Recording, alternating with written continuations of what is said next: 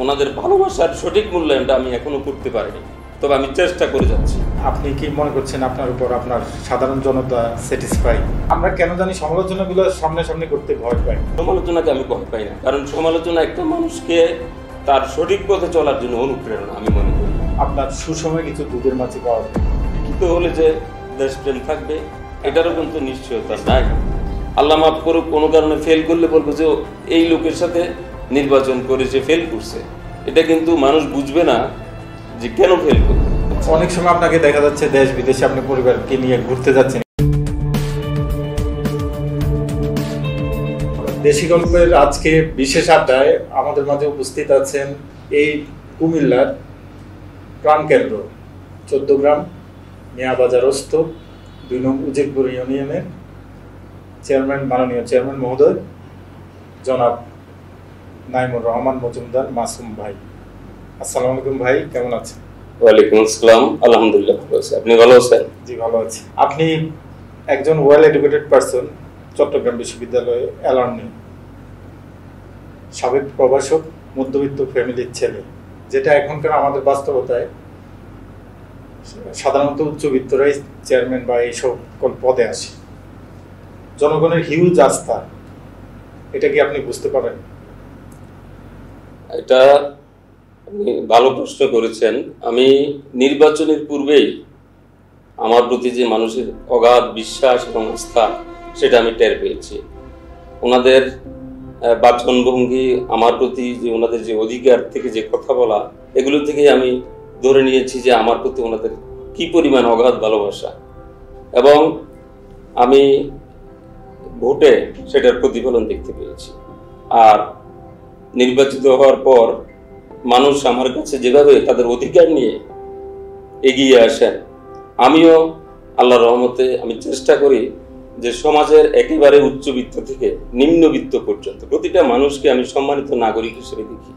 এমনকি ওনাদের যে অভাব অভিযোগ বিভিন্ন বিষয়ে ওনারা যখন আমার কাছে আসেন, আমি মনোযোগ দিয়ে ওনাদের কথাগুলো শ্রবণ করার চেষ্টা করি, এবং যতটুকু সম্ভব আমি ইনশাল্লাহ আমার সাধ্যের সর্বোচ্চটুকু দিয়ে সমাধানের চেষ্টা করি।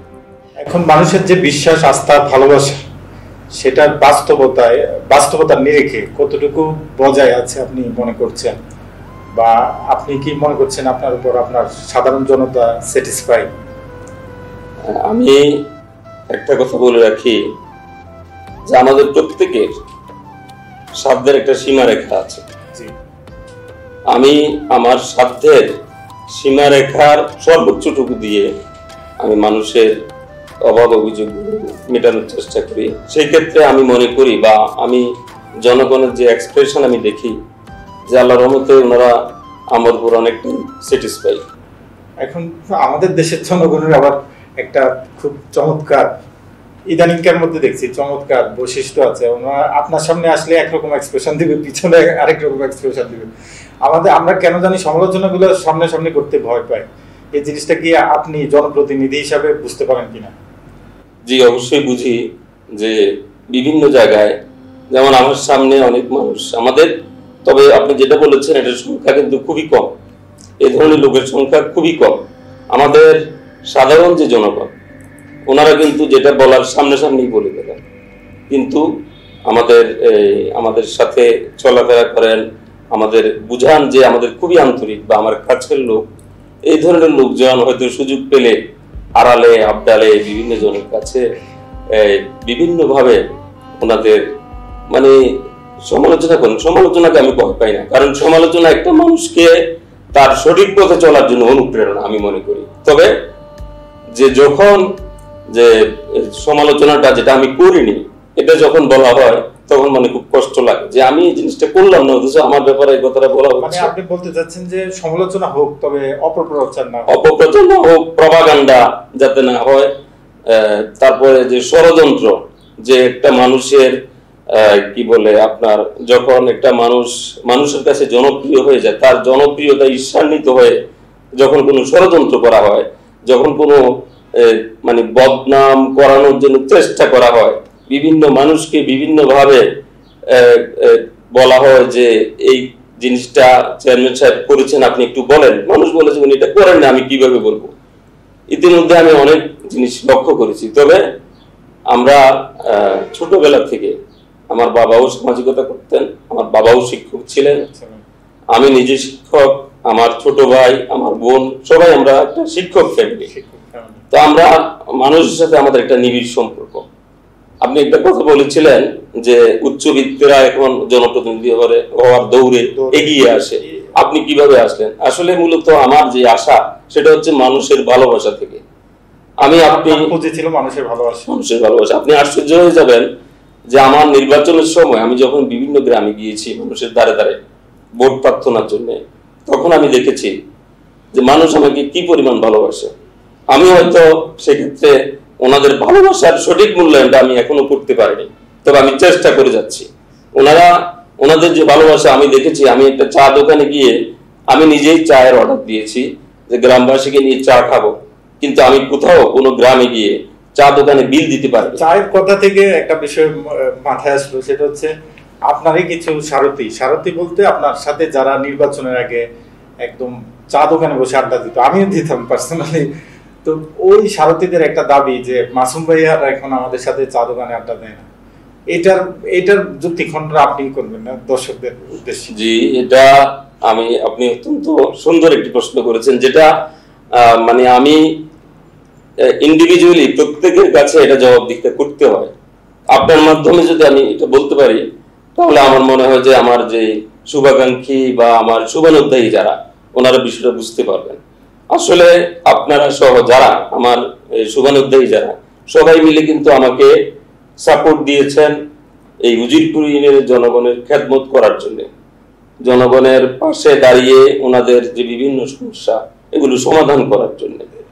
এখন আমি যদি জনগণকে সময় দিতে চাই, তাহলে আমার যে শুভানুধ্যায়ী, আমার যে বন্ধু বান্ধব, এমনকি আমার পরিবারকেও আমি সেভাবে সময় দিতে পারি না। কারণ হচ্ছে আমি জনগণের কাছে আমার একটা দায়বদ্ধতা রয়েছে। আমি রাতের 10টার সময় বলেন আর সকাল ভোর ফজরের নামাজের পর 6টার সময় বলেন, আমাকে ফোন দিলে কিন্তু আমি রেসপন্স করতে হয়। আচ্ছা, তার মানে আপনার বিষয়টা হচ্ছে এটা যে আগে যে ফ্রি সময় আপনি যাদের সাথে আড্ডা দিতেন, ওই ফ্রি সময়টা এখন আপনার নেই। জি, কমে গেছে অনেকটা। আমি আরেকটা বিষয় নিয়ে আসছেন, পরিবারকে সময় দেয়া। অনেক সময় আপনাকে দেখা যাচ্ছে দেশ বিদেশে আপনি পরিবারকে নিয়ে ঘুরতে যাচ্ছেন, এটা নিয়ে আপনার সাধারণ জনতার মধ্যে একটা কানাঘোষা যে আপনি বেশি ঘুরছেন বা বেশি এন্টারটেইন করছেন, এই বিষয়টা যদি আপনি বলতেন জনগণের। জি, অবশ্যই বলবো। জনগণ এটা বলাটা স্বাভাবিক।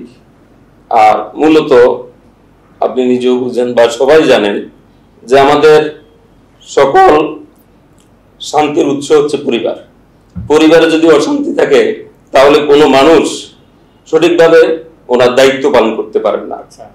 আর হয়তো ওনারা যারা আমাকে ভালোবাসেন বেশি, ওনারাই হয়তো বলছেন যে আমি পরিবার নিয়ে বেশি সময় দিচ্ছি। আমি আপনার জ্ঞাতার্থে একটা কথা বলি, আমি চেয়ারম্যান হয়েছি আজকে প্রায় 26-27 মাস হয়ে গেছে। পরিবারের অভিযোগ, বিশেষ করে আমার একটি মাত্র কন্যা সন্তান বারবার অভিযোগ করে, আমার স্ত্রীর অভিযোগ করতে বাদে দিলাম যে বাবা আমাদেরকে নিয়ে ঘুরতে চলো, তুমি তো আমাদেরকে সময় দাও না। বারবার এই কথা শুনতে শুনতে আমার একেবারে কান জ্বালাপালা হয়ে গেছে। তো এর মধ্যে চিন্তা করলাম যে নিজে সারাক্ষণ জনগণের সেবা করতে করতে, কাজ করতে করতে, আপনারা জানেন যে বর্তমানে ইউনিয়ন পরিষদের অনেক কাজ, জন্ম নিবন্ধন, চারিত্রিক সনদ, ভোটার আইডি স্থানান্তর, তারপরে বিভিন্ন ধরনের সরকারি যে সুযোগ সুবিধা আমাদের অভাবগ্রস্ত সমস্যাগ্রস্ত মানুষের জন্য সরকার বিভিন্ন ধরনের অনুদান দিয়ে থাকেন, এগুলো বন্টন করা থেকে শুরু করে পাসপোর্ট সুপারিশপত্র বা ইউনিয়ন পরিষদের অনেক অনেক কাজ, যে আমি দৈনিক অন্তত 2 থেকে 300 সিগনেচার আমাকে করতে হয়।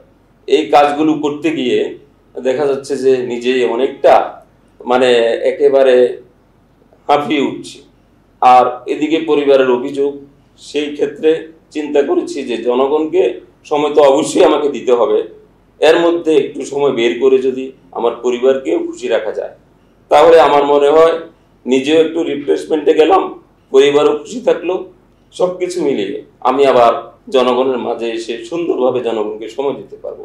রাজনীতিতে একটা কমন সমস্যা হচ্ছে কিছু ব্যক্তিত্ব, যেমন ধরেন আপনার সুসময় কিছু দুধের মাছি পাওয়া যায়, হয়তো এই লোকগুলো আপনার যখন আপনি নেতা হননি বা আপনি ক্ষমতায় আসেননি তখন হয়তো ওনারা আপনার ধারে কাছে ছিল না, কিন্তু এখন হয়তো আপনার আশেপাশে ওনারা বিরাজ করছে। এই জিনিসটা কি বুঝতে পারেন বা এই বিষয়টা বুঝলেও আপনার ভিতরে এটার সম্পর্কে প্রতিক্রিয়াটা কি? অত্যন্ত মূল্যবান প্রশ্ন করেছেন। এই যে দুধের মাছি, এটা প্রতিটা মানুষেরই। আপনার আশেপাশে ওরা যখন আপনার সফলতা দেখবে তখনই আপনার পাশে ঘুরবে, এটাই স্বাভাবিক। আর আমরা যেহেতু জনপ্রতিনিধি, আমাদের কিন্তু সবাইকে নিয়ে চলতে হবে। আমরা কাউকে, আমি বুঝি যে কোন লোকটা দুধের মাছি, কিন্তু আমি তাকে তাড়াইতে পারবো না। জনপ্রতিনিধি হিসাবে তাকে সাথে নিয়ে আমাকে কাজ করতে হবে। বুঝেন যে সে দুধের মাছি? জি, অবশ্যই, ইনশাআল্লাহ। দুধের মাছি যেমন আছে, কিছু ব্যক্তিত্ব সম্পন্ন লোকও আছে, হয়তো তারা আপনি যখন মাসুম একজন সাধারণ ব্যক্তিত্ব বা প্রভাষক মাসুম, হয়তো তারা তখন আপনার একদম কাছের মানুষ ছিল। আপনি যখন একটা বিশেষ পদে গেছেন, তাদের হয়তো একটা অভিমান থাকে, দেখি ও আমাদেরকে এখন চিনে কিনা, বা ওর সাথে এখন গেলে আমাকে হয়তো নেকা ভাববে, এমন লোকও কিন্তু আছে। ওনাদের সম্পর্কে ওনাদের বিষয়টা বুঝতে পারেন কিনা, আর এই লোকগুলোর জন্য বা আপনার এই সারথীদের জন্য আপনার মেসেজটা কি থাকবে? ধন্যবাদ। যারা ব্যক্তিত্ব সম্পন্ন মানুষ, ওনারা কিন্তু ওনাদের এক্সপ্রেশনটা সরাসরি প্রকাশ করেন না। জি, ওনাদের এটা ভিতরেই থাকে। তবে যেহেতু আমরা জনপ্রতিনিধি, আমরা কিন্তু মানুষের আপনার একটা কথা আছে যে face is the index of mind. একটা লোক যখন আমার সাথে কথা বলবে, আমি যখন ওনার সামনাসামনি হব, ওনার চেহারাটা দেখলেই বুঝবো যে উনি আমার সম্পর্কে ওনার ধারণাটা কি। এটা আমরা অনেকটা বুঝি। তো এর মধ্যে ব্যক্তিত্ব সম্পন্ন বা ধরেন আমার সাথে ভালো সম্পর্কের অনেকেই আছে, কারোর মধ্যে অভিমান কাজ করে। অভিমান হচ্ছে যে আমরা এত কষ্ট করলাম ভাইয়ের জন্য, ভাই তো এখন আমাদের ঠিক মতো খোঁজ খবর রাখেন না। তো ওদেরকে আমি অনেক বোঝানোর চেষ্টা করি। আমি অনেক সুযোগ পেলেই ফোন করে বা বিভিন্ন সময় ওদেরকে ডেকে আমি বলি যে দেখো, আমার উপর কোনোভাবেই তোমরা যদি রাগ করো, এটা অবিচার করা হবে। কারণ হচ্ছে তোমরাই চেয়েছো আমি যাতে একজন সফল চেয়ারম্যান হই।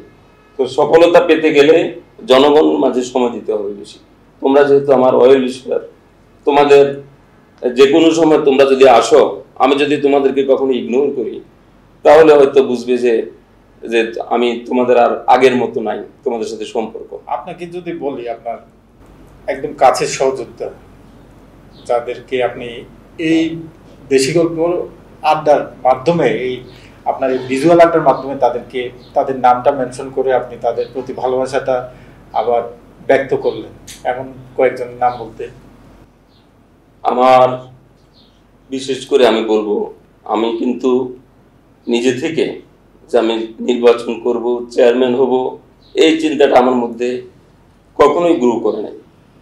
এটা মূলত যাদের কল্যাণে আমার ব্রেইন এটা গ্রো করেছে, তাদের মধ্যে অন্যতম আমাদের উজিরপুর ইউনিয়নের উজিরপুর গ্রামের আমার স্নেহভাজন ছোট ভাই সৈয়দ আব্দুল আওয়াল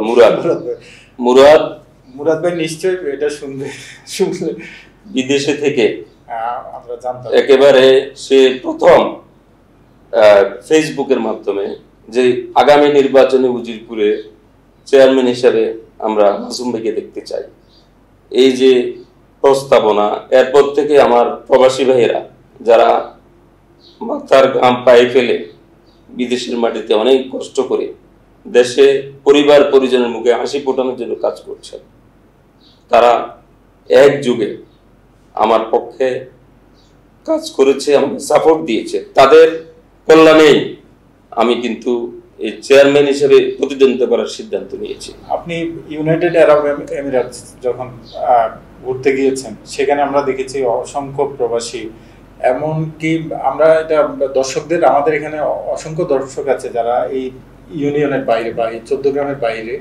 তো ওনাদের জন্য বলে রাখি যে যদিও একটা ইউনিয়ন, এটা কিন্তু business hub, more of A developed union, যেটা আমাদের দেশের খুব হাতে গোনা কিছু ইউনিয়ন আছে এমন পরিপাটি, অল সাইড কাভার আছে আপনার। যেমন এখানে গুরুত্বপূর্ণ বর্ডার আছে, মানে সমস্যা তো আছে, বর্ডার যেখানে সমস্যা আছে, সেই সাথে এখানে বাংলাদেশের নার্ভ খ্যাত বা লাইফলাইন খ্যাত হাইওয়ে রোড আছে, আশেপাশে অসংখ্য শিল্প কলকারখানা আছে। তো সেখান থেকে যখন আপনি গেলেন মনে হয়েছিল যে একটা বড় ধরনের এমপি, অন্যান্য উত্তরবঙ্গের অনেক এমপিরা গেলেও এত জনসঙ্গম হয় কিনা আমি সন্দিহান, যে ভালোবাসাটা আপনি ওখানে পেয়েছেন। এটা কি এমন যে ওনাদেরকে আপনি ভালোবাসার প্রতিদান দিতে ওনাদের কাছে কি একটা সফর করে আসলেন, নাকি আপনার ইন্টেনশনাল যে আমি যাব? আপনি যে প্রশ্নটা করেছেন এটা অত্যন্ত গুরুত্বপূর্ণ প্রশ্ন। মূলত আমার যে সংযুক্ত আরব আমিরাত সফর, এটা মূলত আমার যে প্রবাসী ভাইয়েরা যারা ওখানে অবস্থান করছেন, বিশেষ করে আমাদের এই মানিকপুর গ্রামের আমার স্নেহবান ছোট ভাই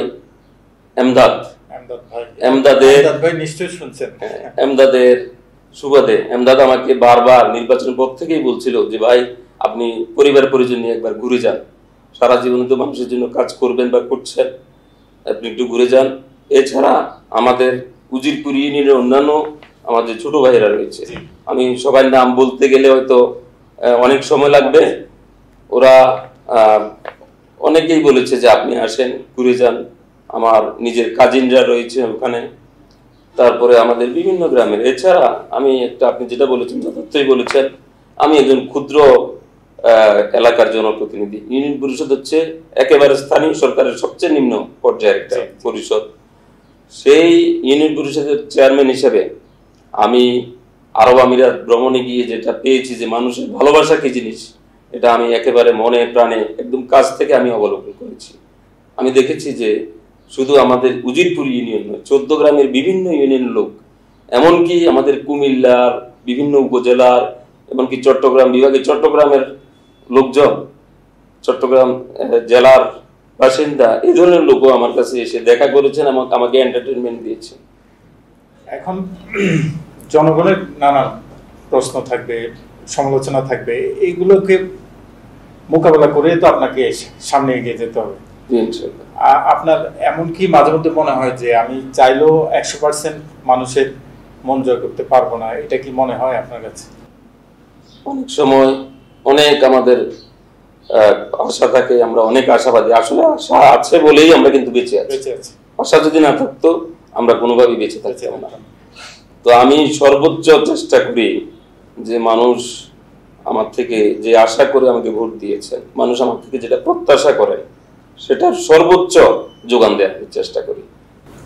আপনাকে তো এই ইউনিয়নের শতভাগ লোক ভোট দেয়নি, যারা আপনাকে ভোট দেয়নি তাদের বিষয়টা কিভাবে নেন? তারা কি আপনি মনে করেন প্রতিপক্ষ, নাকি মনে করেন না আমারই একটা ভাই হয়তো সে আমাকে একটু কম ভালোবাসে, আরেকটা ভাই বেশি ভালোবাসে, কিভাবে নিচ্ছেন এই বিষয়? আমি সবাইকে আপন করে নিই। একটা কথা আপনাকে বলে রাখি, আমি কিন্তু দলের মনোনয়নে অর্থাৎ দলীয় প্রতীক, নৌকা প্রতীক নিয়ে আমি চেয়ারম্যান নির্বাচিত হয়েছি। কিন্তু আপনিও জানেন বা আমি যেটা দেখেছি, আমাকে কিন্তু দল মত নির্বিশেষে সবাই ভোট দিয়েছে। আমি আওয়ামী লীগের একজন কর্মী, কিন্তু ইউনিয়ন পরিষদের চেয়ারম্যান হিসেবে আমি কিন্তু সকল সম্মানিত নাগরিকের প্রতিনিধি। সেখানে আমার কাছে আমি একজন সেবক, একজন খাদেম। এটাই তো হওয়া উচিত। আপনার প্রতীক তো পরে আসবে, প্রথমে আসবে সাধারণ জনতা, তারপরে তাদের স্বার্থ। এই রাজনৈতিক কালচারটা যদি আমাদের দেশে গ্রো করে, তাহলে আমাদের মতো হ্যাপি জাতি মনে হয় কেউ হবে না। আপনি আমাদের আলোচনা শুরুতেই বলছিলেন যে আমরা এখন প্রচুর সরকারি সুযোগ সুবিধা পাই ইউনিয়ন পর্যায় থেকে, এখন এগুলো সুষ্ঠু বন্টন হচ্ছে ইম্পর্টেন্ট। যেমন আমি নির্দ্বিধায় বলে ফেললাম আসল ভাই, কিছু কিছু এটা আপনাদেরকে বা ঊর্ধ্বতনদেরকে অনেকে গালিগালাজ করে, কিন্তু আমি দেখি যে সবচেয়ে নিম্নমুখী যে অবস্থানগুলোতে থাকে ওইখানে বন্টনটা সুষ্ঠু হয় না।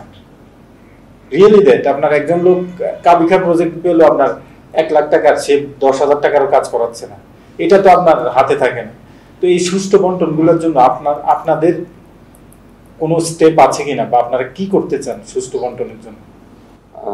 এটা হচ্ছে আপনি জানেন যে টিআর কাবিখা বা বিভিন্ন ধরনের যে প্রকল্পগুলো, এগুলো সরকারি প্রকল্প, আর এগুলো নিয়ন্ত্রণের জন্য একটা সংস্থা রয়েছে, যেমন উপজেলা প্রকল্প বাস্তবায়ন কর্মকর্তার কার্যালয় রয়েছে, ওনার অধীনেই কিন্তু এই কাজগুলো হয়।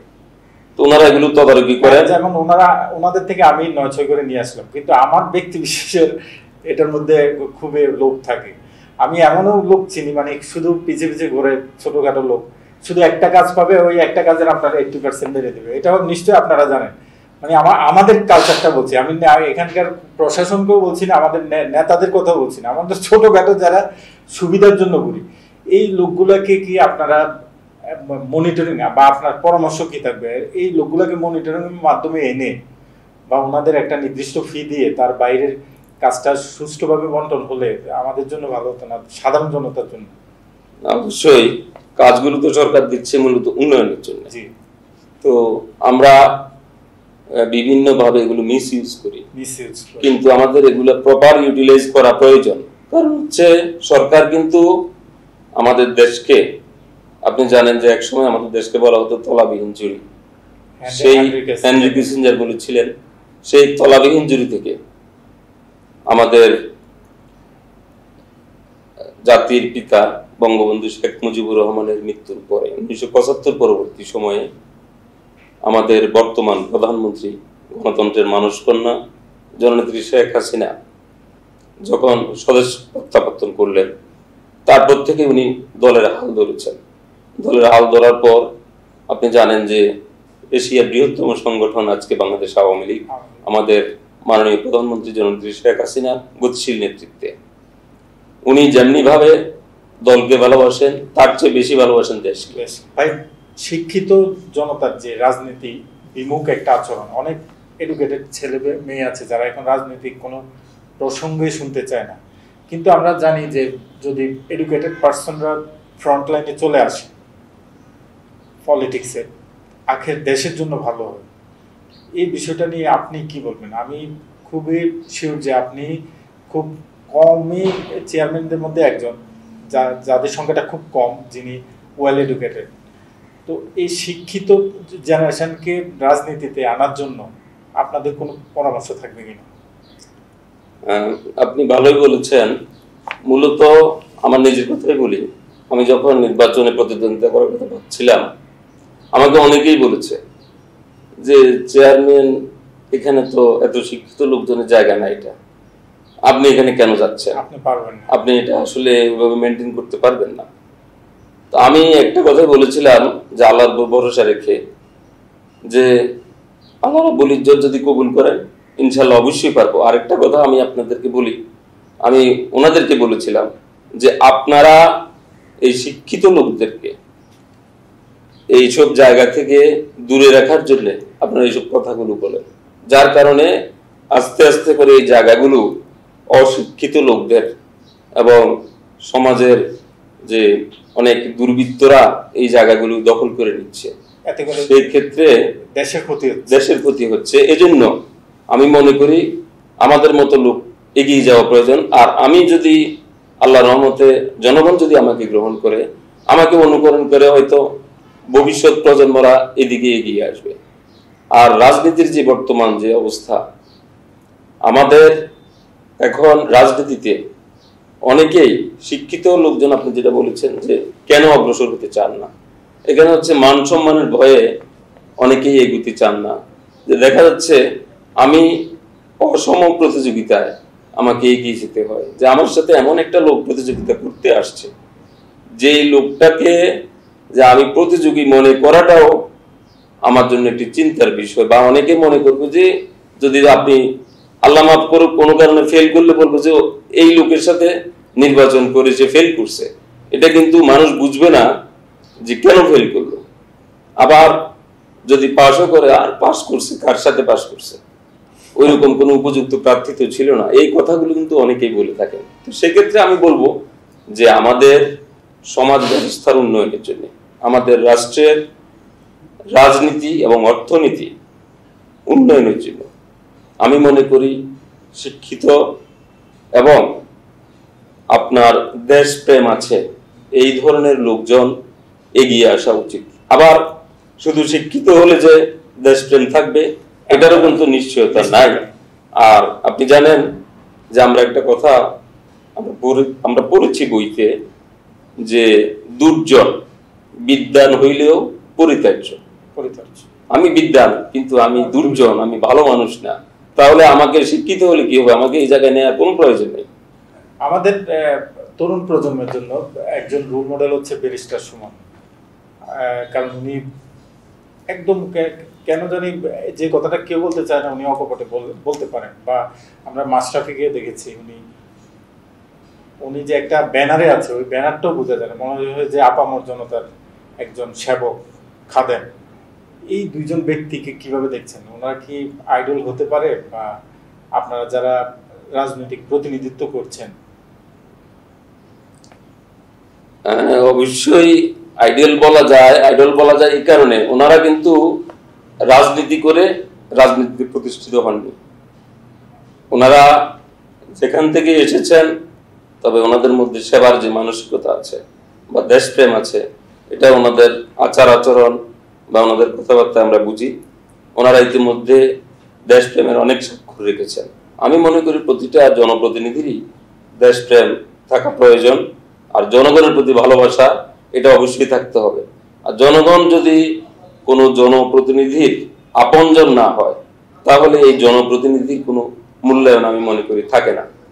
সেই ক্ষেত্রে আমি বলবো আরেকটা কথা এর সাথে আমি যোগ করতে চাই, যে আজকে মনে করেন এমপি, মন্ত্রী, উপজেলা চেয়ারম্যান, ইউনিয়ন পরিষদ চেয়ারম্যান, যে যেখানেই প্রতিনিধিত্ব করছেন, আমাদের প্রতিটা মানুষ, আমি যাদের প্রতিনিধি হিসেবে কাজ করব, তাদের কি চাওয়া পাওয়া, ওনারা কি চান, কিভাবে কাজ করলে ওনারা খুশি হবেন, এই বিষয়টা আমাকে উপলব্ধি করতে হবে।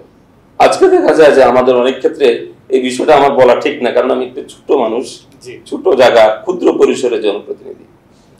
যে অনেকেই দেখা যাচ্ছে যে আমাদের কত মন্ত্রী হচ্ছেন বা একটা ভালো জায়গায় উনি প্রতিনিধিত্ব করছেন, কিন্তু বাস্তব অবস্থা, দেশের যে আর্থসামাজিক অবস্থা, জনগণের চাওয়া পাওয়া সম্পর্কে হয়তো ওনার সম্যক জ্ঞান নেই।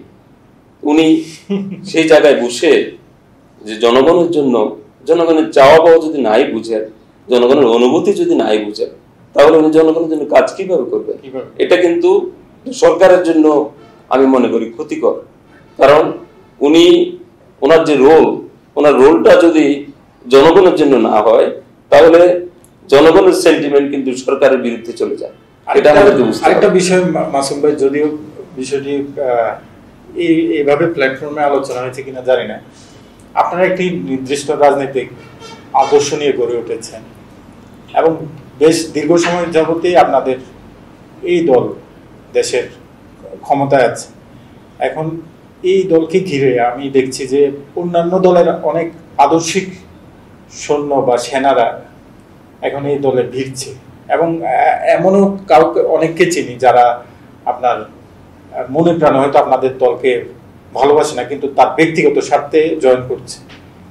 এই বিষয়টা আপনাদেরকে নাড়া দেয় কিনা, বা আপনাদের অবচেতন মনে এটা কখনো নক করে কিনা যে এই লোকগুলো তো আমাদেরকে অন্তর থেকে ভালোবেসে আসেনি, নিজের স্বার্থে এসেছে? আপনি যে কথাটা বলেছেন, এটা হচ্ছে আমাদের তৃণমূলের নেতা কর্মীদের মনের কথা। আমরা তো জনপ্রতিনিধি, আমরা চেয়ারম্যান বা আমরা নেতৃত্ব দিয়ে থাকি, বা আমাদের আরো নেতারা রয়েছেন। আসলে আমাদের সবার একটা লক্ষ্য থাকে, আমার দল কিভাবে আমি বড় করব, কিভাবে আমার এখানে লোক বেশি করে আনতে পারলে আমার সুবিধা। তো মূলত তৃণমূলের নেতা কর্মীরা যারা দুঃসময়ে দলের জন্য কষ্ট করেছেন, বা যখনই দলের যখন একটা দুঃসময় দেখা দেয়, যারা ঝাঁপিয়ে পড়েন ক্রাইসিস মোমেন্টে, ওনারা কিন্তু নিভৃতে বসে বসে কাঁদেন। ওনাদের হৃদয়ে রক্তক্ষরণ হয় যখন দেখেন যে লোকটা নির্বাচনের কারণে আমাকে আঘাত করেছে, যে লোকটা নির্বাচনের কারণে আমার পরিবার পরিজনের ক্ষতি করেছে, সেই লোকটা আজকে আমার নেতা হয়ে আমার দলের নেতৃত্ব দিচ্ছে। এটা যে তাদেরকে কষ্ট, এটা যে তাদের পীড়া দেয়, এদের হৃদয়ের যে রক্তক্ষরণ, এটা কিন্তু আমরা দেখতে পাই না। এটা আমাদের সবার উপলব্ধি করা প্রয়োজন। ঠিক আছে, আমরা দলে, বিশেষ করে আওয়ামী লীগ আজকে টানা 4 বার ক্ষমতায়, এই ক্ষমতার সময় আপনার বিভিন্ন দল থেকে যারা ধরেন বিভিন্ন মামলা মোকদ্দমায় জড়িয়ে বা বিভিন্ন সময় আমাদের দলের নেতৃবৃন্দের বিরোধিতা করেছেন, দলের বিরোধিতা করেছেন, আমাদের দলের নেতাকর্মীদের উপর অত্যাচার করেছেন, নির্যাতন করেছেন, তারাই কিন্তু আজকে আমাদের এখানে একটা সম্পূরক প্রশ্ন থাকে ভাই, আপনি খুব সুন্দর ব্যাখ্যা করেছেন। সেটা হচ্ছে ওই লোকগুলো কিন্তু তাদের দল, তাদের যে প্রিভিয়াস দল ছিল সেই দলের জন্য ভয়ঙ্কর, এবং তারা হচ্ছে অনেকটা হচ্ছে রাজনৈতিক পলিটিক্যাল অ্যাক্টিভিস্ট। এটা কিন্তু তাদের দলের জন্য কিন্তু এই জিনিসটা ক্ষতিকারক। আপনি কি সেটা মনে করেন? অবশ্যই আমি মনে করি। আপনার আওয়ামী লীগ এমন একটি সংগঠন, যে সংগঠনের নেতৃত্বে এই দেশ স্বাধীন হয়েছে। এদেশের আপামর জনসাধারণ সবাই আওয়ামী লীগের নেতৃত্বে, জাতির পিতা বঙ্গবন্ধু শেখ মুজিবুর রহমানের নেতৃত্বে ওনার ডাকে সাড়া দিয়ে এদেশকে স্বাধীন করার জন্য ঝাঁপিয়ে পড়েছেন। আওয়ামী লীগ এমন কোনো সংগঠন নয় যে সংগঠনে যে কোনো লোককে টানতে হবে। আওয়ামী লীগ দীর্ঘ সময় ধরে, আওয়ামী লীগের যে সাইলেন্স সাপোর্টার রয়েছে, ওই সাপোর্টাররা যে কোনো প্রয়োজনে দলের দুঃসময়ে পাশে এসে দাঁড়ায়। আমরা আপনাকে একটু বলি, আজকে যারা তাদের আখের গুছানোর জন্য আওয়ামী লীগে যোগদান করছে, তাদের কারণে আমার দলের একজন নিবেদিত লোক কিন্তু হতাশ হয়ে যাচ্ছে, হতাশা থেকে সে দূরে সরে যাচ্ছে। তাহলে হচ্ছে কি, আমার এই যে হতাশাগ্রস্ত যে কর্মী, যখন দলের কোনো ক্রাইসিস মোমেন্ট সৃষ্টি হবে, তখন কিন্তু তাকে আবার টেনে আনতে আমাদের সময় লাগবে। আর সুবিধাভোগী যে লোকটা আজকে সুবিধার জন্য এসেছে, সে কিন্তু সরে যাবে, প্রয়োজনে উল্টো ছুরিকাঘাত করবে আমাদের পিঠে। এটাই হচ্ছে বাস্তবতা। আরেকটা বিষয় হচ্ছে, আমাদের দেশের রাজনৈতিক কালচারটা কি এমন হতে পারে না যে আপনি আপনার দলের আদর্শ নিয়ে আছেন, আপনি আপনার দলের প্রশংসা আপনার মধ্যে থাকবে, কারণ যেহেতু আপনার আদর্শ সেটা, পাশাপাশি আপনি বিরোধী দলকে বা প্রতিপক্ষ দলকে তাদের ইথিক্স নিয়ে, মৌলিক নিয়ে খাটো করবেন না বা তাদেরকে তিরস্কার করবেন না। এটা হলে কি ভালো হতো না যে কোনো দলের জন্য? মানে ওনারা ওনাদের আদর্শ নিয়ে থাকুক, ওনাদের প্রশংসার পঞ্চমুখ হোক, কিন্তু বিপক্ষ দলের অমুককে নিয়ে কটাক্ষ করা, আপনার আইডলকে নিয়ে কটাক্ষ করা, এই সংস্কৃতিটা যদি আমাদের মধ্যে না থাকে, তাহলে কি একটা সুন্দর কালচার গ্রো হতো না আমাদের দেশে? অবশ্যই। আপনি দেখেছেন যে আমাদের এই 14 গ্রাম একটা বিশাল জনপদ। এই 14 গ্রাম যে সংসদীয় আসন, এখান থেকে বারবার নির্বাচিত এমপি, বাংলাদেশ সরকারের সাবেক সফল রেলপথ মন্ত্রী, যিনি তৃণমূলের একেবারে জনগণের দোরগোড়ার একজন নেতা, মুজিবুল হক মুজিব এমপি মহোদয়। আপনি দেখেছেন, বা আমরা ছোটবেলা থেকে, আমি যখন প্রাথমিক বিদ্যালয়ে পড়তাম তখন দেখেছি যে মুজিব ভাই আমাদের প্রাইমারি স্কুল সংলগ্ন হাই স্কুল মাঠে বক্তব্য রাখতেন। সেখান থেকেই মূলত অনুপ্রাণিত হয়ে ছাত্রলীগের রাজনীতি করেছি দীর্ঘদিন, যুবলীগ করেছি, আওয়ামী লীগ করছি। মুজিব ভাই, আপনি নিশ্চয়ই, আপনি যেহেতু এই এলাকার, আপনি দেখেছেন যে মুজিব ভাই কখনো কোনো নেতাকে ছোট করে বক্তব্য দেননি। উনি যাদের সাথে রাজনীতি করেছেন, বিশেষ করে বাংলাদেশের সাবেক প্রধানমন্ত্রী কাজী জাফর আহমেদ এবং জামাত ইসলামী থেকে কাজী জাফর সাহেব নিঃসন্দেহে বর্ষিয়ান রাজনীতিবিদ এবং 14 গ্রামের অহংকার। ওনার চাচা কাজী জহিরুল কাইম বাচ্চু মিয়া আওয়ামী লীগের সংসদ সদস্য ছিলেন, আপনি জানেন। এমনকি ওনাদের এই পরিবার একটি রাজকীয় সম্ভ্রান্ত পরিবার। তো আমাদের এমপি মহোদয়, আমাদের প্রিয় নেতা মুজিব ভাই যখনই বক্তব্য দিয়েছেন, কাজী জাফর সাহেবকে জাফর ভাই বলে সম্বোধন করেছেন। তারপরে আমাদের জামাত ইসলামের যে এমপি, যদিও আমাদের জামাত ইসলামী নিষিদ্ধ ঘোষিত একটা রাজনৈতিক দল, ওখান থেকে যিনি এমপি হয়েছিলেন 14 গ্রামে, ডাক্তার সৈয়দ আব্দুল্লাহ মোহাম্মদ তাহের, আমাদের প্রিয় নেতা, ওনাকেও কখনো অসম্মান করে কথা বলেনি, আমরা দেখিনি। উনি সবসময় তাহের ভাই বলে সম্বোধন করেছেন। তাহলে আপনি বলতে চাচ্ছেন যে সম্মানটা রেখে যার যার জায়গা থেকে রাজনীতি করা উচিত। আমি আপনাকে এটা একটু যোগ করি যে আমি যদি একজনকে সম্মান দেই, আমার সম্মান কিন্তু কমবে না, বরঞ্চ আমার সম্মান বাড়বে। আরো অন্যান্য মানুষ আমাকে সম্মান করবে আরেকজনকে সম্মান দেওয়ার কারণে। ভাই, অনেক ভারী টপিক থেকে এখন আমরা একটু, আপনিও তো মানুষ, দিন শেষে আপনার ভিতরে রসকস থাকে, আমরা একটু হালকা টপিকে যাই। মানুষে বলে চেয়ারম্যানদের কাছে অনেক টাকা থাকে, এটা কি? থাকলে আমাদের দেশি গল্পকে দিয়ে দেন 5-6 লাখ টাকা, আমরা 6-7টা নাটক বানাবো। ঠিক আছে, ভালোই বলেছেন। আসলে সাধারণ মানুষের কথাটাই আপনি বলেছেন, কারণ আপনারা হচ্ছেন সাধারণ মানুষের দর্পণ। তো আমি যেটা বলি, অবশ্যই চেয়ারম্যানদের কাছে টাকা থাকে, আমরা যদি বৈধভাবে ইনকাম করি টাকা থাকে, আর অবৈধ ইনকামেরও সুযোগ আছে। আপনারা যদি আমাদেরকে সেদিকে ঠেলে না দেন, তাহলে আমরা জনগণের জন্য কাজ করতে পারবো। আপনি জানেন যে আমাদের এই ইউনিয়নটা হচ্ছে বর্ডার বেল্ট, এখানে মাদকের ছড়াছড়ি এবং বিজনেস হাব। আপনি জানেন যে আমি যেহেতু এই এলাকায় বেড়ে উঠেছি, এখানকার যারা ব্যবসায়ী ওনারা কিন্তু কোনো না কোনো ভাবে আমাদের সম্পর্কিত। আমরা সরকারি বিগ মার্চেন্টরা তো আছেনই, আমাদের ক্ষুদ্র মাঝারি ব্যবসায়ী যারা আছেন, আমরা সরকারি যে নিয়ম অনুযায়ী আমাদের যে আপনার কি বলে ট্রেড লাইসেন্সের যে ফি নির্ধারণ করার কথা, আমরা কিন্তু সেইভাবে সরকার নির্ধারিত ফি গুলো মানুষ থেকে নিতে পারি না। এটা হচ্ছে সম্পর্কের কারণে।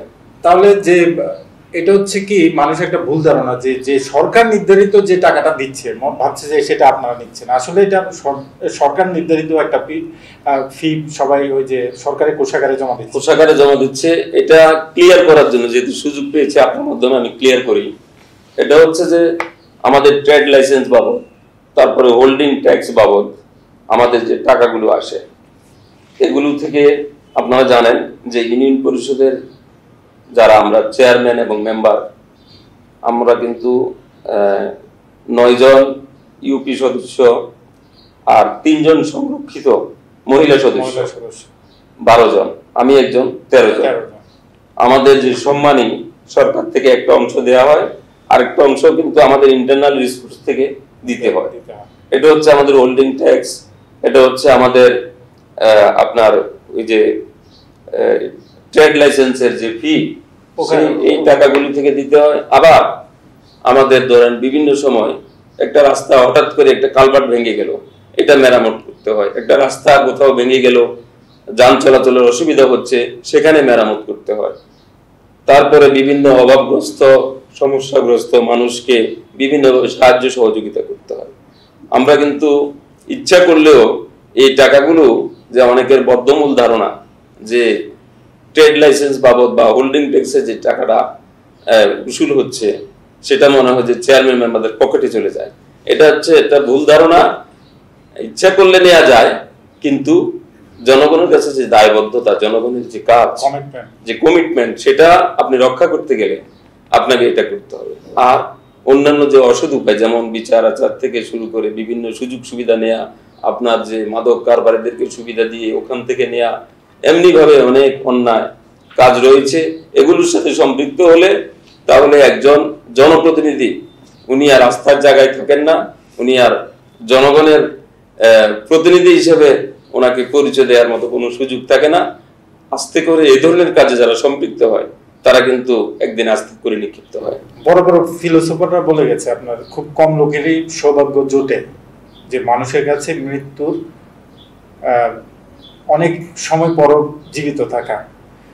আপনাদের কি এই সুযোগটা আছে যে আমি আমার কর্মকাণ্ড দিয়ে বা আমার ভালো কাজ দিয়ে আমি মরে গেলেও মানুষে এই ভালো কাজের জন্য আমাকে যাতে স্মরণ রাখে? এটা কি একটা প্রতিনিধির কাছে যদি এই ধারণা থাকে যে আমি আমার মরণের পরও অমর থাকবো, তাহলে তো সে নিশ্চয়ই, আর আপনি যেটা বললেন যে সুযোগ আছে খারাপ কাজ করার, তাহলে তো খারাপ করবে না, ভালোটা করেই সে চাইবে যে আমি আমার মৃত্যুর পরেও যাতে জীবিত থাকি। আপনি যে কথাটা বলেছেন, আপনি জানেন যে একটা প্রবাদ আছে বা একটা আমরা ভাব সম্প্রসারণের জন্য আমরা একটা লাইন, একটা পংক্তি আমরা সবসময় পড়তাম যে মানুষ বাঁচে তার কর্মের মধ্যে, বছরগুলোর মধ্যে নয়। আমি কত বছর বয়স পেলাম, কত বছর আমি জীবিত থাকলাম, সেটা বড় কথা না, আমি কি কাজ করলাম, এই কাজের মধ্য দিয়ে কিন্তু আমি মানুষের মাঝে বেঁচে থাকবো। তো যাক, আপনার সাথে অনেক কথা হলো। আপনার নির্বাচনী এলাকায় আপনি কি কি কাজ করেছেন আমাদের দেশি গল্পের সৌভাগ্য দর্শকদের যদি বলতেন। আসার সময় আপনি আমাকে একটা লিস্ট লিখাতে নিচ্ছিলেন, আমি এক পর্যায়ে লিখতে লিখতে অনেকটা ক্লান্ত হয়ে বলছি ভাই আপনি আমাকে একটা পরিষদের লোক দেন, আমি ওইগুলো ভিজুয়ালি নিয়ে নেব। এখন কি কি কাজ করেছেন সংক্ষেপে 3-4 মিনিটের মধ্যে যদি আমাদের দর্শকদেরকে বলতেন, যদিও আপনি বলছিলেন যে আমি কাজ করি এটা হাইলাইট করো না, তুমি আমাকে বলছিলেন, তারপর আমি বলছি দর্শকরা জানতে চায়, আমরা দেখাতে চাই আদৌ কি আপনি কাজ করেছেন কিনা সেটা। আমি মূলত আপনি জানেন যে আমাদের ইউনিয়ন পরিষদের বাজেট হচ্ছে সীমাবদ্ধ। এর মধ্যে আমরা চেয়ারম্যান নির্বাচিত হওয়ার পর আমাদের যে 40 দিনের একটা কর্মসূচি ছিল, আমরা ওই দারিদ্র্য সীমার নিচে আগে আমাদের অবস্থান থাকার কারণে এই 40 দিনের কর্মসূচি আমরা অন্তর্ভুক্ত ছিলাম। কিন্তু ইতিমধ্যে আমরা দারিদ্র্য সীমার উপরে উঠে যাওয়ার কারণে 40 দিনের কর্মসূচি আমাদের উপজেলায় বন্ধ, আর অন্যান্য উপজেলায় বন্ধ হয়েছে, সবগুলো না, কয়েকটি উপজেলার মধ্যে এই 14 গ্রাম উপজেলাটা অনেকটা আমরা পজিশনে আছি আল্লাহর রহমতে। আর আমাদের যে আগে বিশ্ব ব্যাংকের একটা প্রকল্প এলজিএসপি, সেটাও এখন বন্ধ হয়ে গেছে। তারপরেও আমাদের যে বাজেট, আমাদের যেমন এডিবি, তারপরে আমাদের উপজেলা উন্নয়ন তহবিল আছে, তার টিআর কাবিখা, এগুলো যে প্রকল্পগুলো রয়েছে, এগুলো ইউনিয়ন উন্নয়ন তহবিল রয়েছে, এই বিভিন্ন প্রকল্পগুলো থেকে বিশেষ করে আমরা 1% রয়েছে, এগুলো দিয়ে আমরা ইউনিয়নের ছোটখাটো, যেমন ধরেন ছোট রাস্তা, তারপরে ছোট কালভার্ট, পানি নিষ্কাশনের ড্রেন, তারপরে হচ্ছে আপনার হ্যাঁ ওই ইটের সোলিং, ফ্ল্যাট সোলিং এর রাস্তা, এই ধরনের, তারপরে আরসিসি ঢালাই, বিভিন্ন ধরনের কাজ, আমরা আবার মাটি দ্বারা সংস্কার রাস্তা, এই ধরনের কাজ, তারপরে গাইড ওয়াল, পুকুরের গাইড ওয়াল, তারপরে হচ্ছে বিভিন্ন পুকুরে জনসাধারণের ব্যবহারের জন্য, গোসল করার জন্য গাটলা নির্মাণ করে দেওয়া। এখন তো মানুষ পুকুরে গোসল করে না, গ্রামে তো আমাদের এটা ঐতিহ্য। আমাদের অনেক গ্রামেই পুকুর রয়েছে, যেমন ধরেন আমার বাড়ির সামনে যে একটা পুকুর রয়েছে, আমাদের দৈনিক 1000-এর উপরে লোক এখানে গোসল করে এখনো। তো আমাদের মসজিদের সাথে একটা গাটলা আমরা আমাদের পারিবারিকভাবে আমরা নির্মাণ করেছি। এখন ইতিমধ্যে আমি একটা প্রকল্প দিয়েছি আমাদের একেবারে পুকুরের পূর্ব পার্শ্বে, এটা আমাদের গ্রামের পূর্ব অঞ্চলের যে লোকজন, ওনারা এসে এখানে গোসল করেন, যার জন্য আমি একটা প্রকল্প দিয়ে এখানে একটা গাটলা করে দিচ্ছি। এমনি ভাবে বিভিন্ন গ্রামে আমার 1 নম্বর ওয়ার্ড থেকে 9 নম্বর ওয়ার্ড পর্যন্ত প্রতিটা ওয়ার্ডে, আমি আপনাকে বলতে গেলে অনেক সময় লাগবে, আপনি নিজেই বলেছেন যে এগুলো জনগণ জানেন আমি কোন কোন কাজটা করেছি। তো যখনই আল্লাহর রহমতে আমার আরো প্রায় 3 বছরের মতো রয়েছে, এই সময়ের মধ্যে আমাদের ইউনিয়নের যে অসমাপ্ত যে কাজগুলো, বিশেষ এগুলো ইনশাআল্লাহ সমাপ্ত হবে।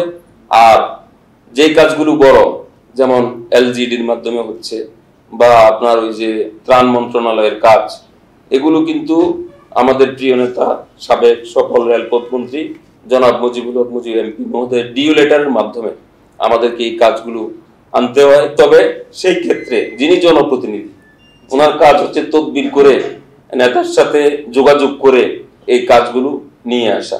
সেই ক্ষেত্রে আপনি নিজেই জানেন যে আপনাদের গ্রামের উজিরপুর মালিবাড়ি মোড় থেকে কৃষ্ণপুর মাদ্রাসা পর্যন্ত যে রাস্তা, এই রাস্তাটা 1.5 কিলোমিটার।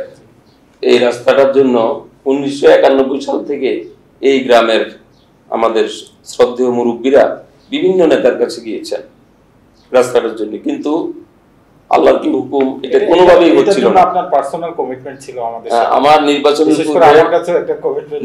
পূর্বে আমার কমিটমেন্ট ছিল, যার কারণে অনেকেই আমাকে নিয়ে অনেক মন্তব্য করার পরেও আমি কিন্তু ক্ষান্ত হইনি। আমি আমাদের প্রিয় নেতার কাছে বারবার গিয়েছি, ছুটি গিয়েছি, উনি আমি যেভাবে বলেছি সেভাবে উনি ডিউ লেটার দিয়েছেন। এবং আমাদের এলাকারই একটা ছোট ভাই, উনি একটা ভালো জায়গায় জব করেন,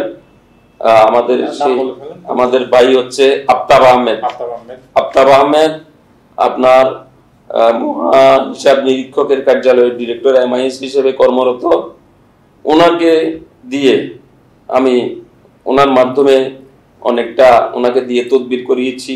আমাদের প্রিয় নেতা আমাকে ডিউ লেটার দিয়েছেন। পরবর্তীতে আবার আফতাব সাহেব আমাকে বলেছেন যে প্রিয় নেতাকে দিয়ে আবার ফোন করাতে হবে। আমি আমার প্রিয় নেতার কাছে আবার ছুটে গিয়েছি, উনি আবার ফোন করেছেন।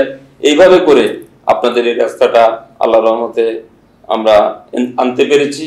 ইতিমধ্যে কাজও প্রায় 75% কাজ শেষ হয়েছে, সামান্য কিছু কাজ বাকি আছে।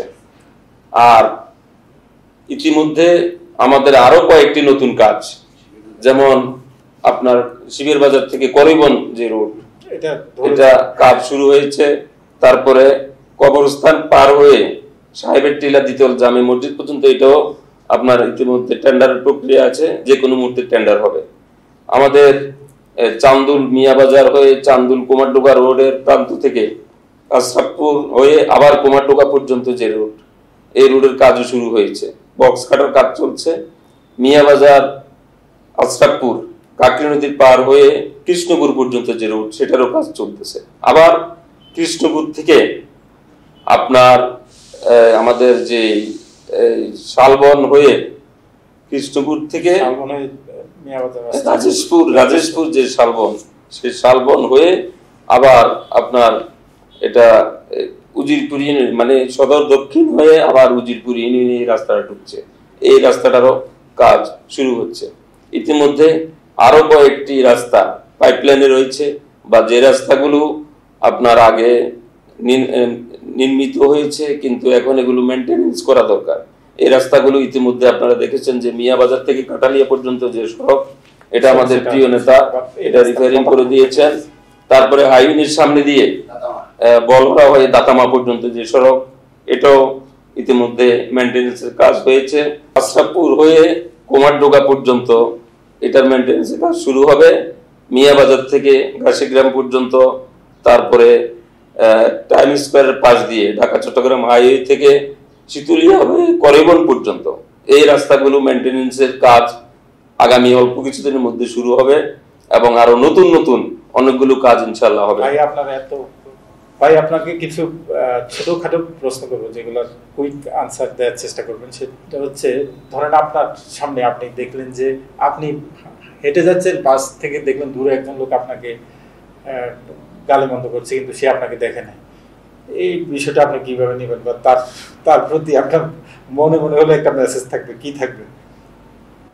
আমি যদি অনর্থক গালিগালাজ করছে, আমি আমার মনে এই ধরনের একটা যে আমি হয়তো আমার ইচ্ছার বিরুদ্ধে কোনো ভুল করেছি, বা আমার মনের অজান্তে কোনো ভুল করেছি, চিন্তা করবেন যে আপনি কি ভুল করলেন, আমি কি ভুল করলাম, এটা আমি অ্যানালাইসিস করব। অ্যানালাইসিস করে দিয়ে তাকে ধরে এনে না এটা ওনাকে কোনোভাবেই না, এটা যে উনি যে আমাকে গালি দিয়েছেন আমি শুনেছি, এটা ওনাকে আমি বুঝাবই না। বরঞ্চ পরবর্তীতে যদি ওনার চেহারা আমি আইডেন্টিফাই করতে পারি, আমি প্রয়োজন ওনাকে চায়ের দাওয়াত দেব, চায়ের দাওয়াত দিয়ে ওনার সাথে কৌশলে আমার সম্পর্কে ওনার ধারণা আমি জেনে নেওয়ার চেষ্টা করব। কারণ যদি মানুষ আমাকে গালিগালাজ না করে বা আমার সমালোচনা না করে, আমি কিভাবে শুধরাবো? আপনার দলের আপনার খুব কাছের ছোট ভাই একটা আপনার প্রতিপক্ষ দলের কারোর সাথে অন্যায় করে ফেললো, সেক্ষেত্রে আপনাকে বিচারে ডাকা হলো, আপনি কি তখন কি করবেন? এখানে দল বিদল হচ্ছে পরের কথা, মূল কথা হচ্ছে আগে আমাকে অন্যায়কারীকে চিহ্নিত করতে হবে। আমাকে অন্যায়কারী আইডেন্টিফাই করে আমি যদি মনে করি যে কাউকে, যেহেতু আপনি জানেন যে আমি গ্রাম আদালতের প্রধান, গ্রাম আদালতের কাজ হচ্ছে কি, এখানে সম্পূর্ণ আইনের মাধ্যমে কাজ হয় না।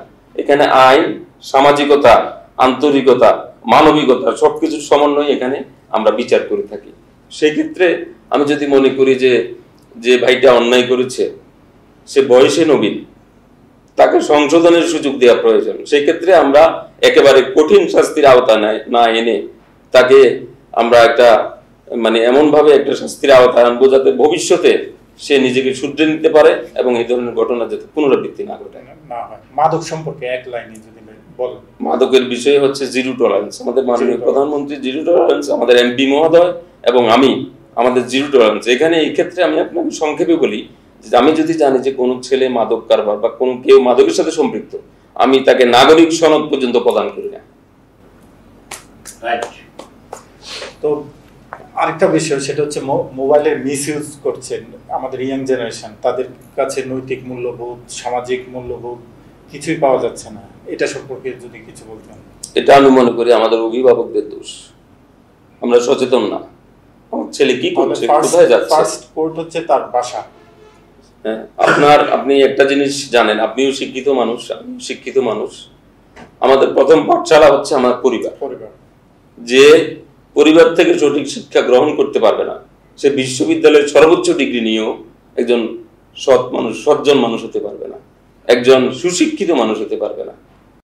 আমাদের যে কিশোর যারা রয়েছে ওদেরকে, বা কিশোর বা যুবক যারা ইফটিজিং এর সাথে জড়িত, এদেরকে যদি আমরা প্রথমেই বললাম যে পারিবারিক শিক্ষা, তারপর হচ্ছে সামাজিক শিক্ষা, আর আমরা যারা জনপ্রতিনিধি আমাদের দায়িত্ব আমরা তাদেরকে ডেকে এনে তাদেরকে আদর যত্ন করে বুঝানো যে যদি আমি যে ইফটিজার তার মাথায় যদি ঢুকিয়ে দিতে পারি যে তারও ঘরে বোন রয়েছে, তারও একটা ঘরে বোন আছে, তার মা রয়েছে, তার মা বা বোনকে যদি কেউ ইফটিজিং করে তার কাছে কেমন লাগবে, এটা যদি তাকে বোঝানো যায় তাহলে আমার মনে হয় যে 90% এই ইফটিজিং এর অপরাধ কমে যাবে।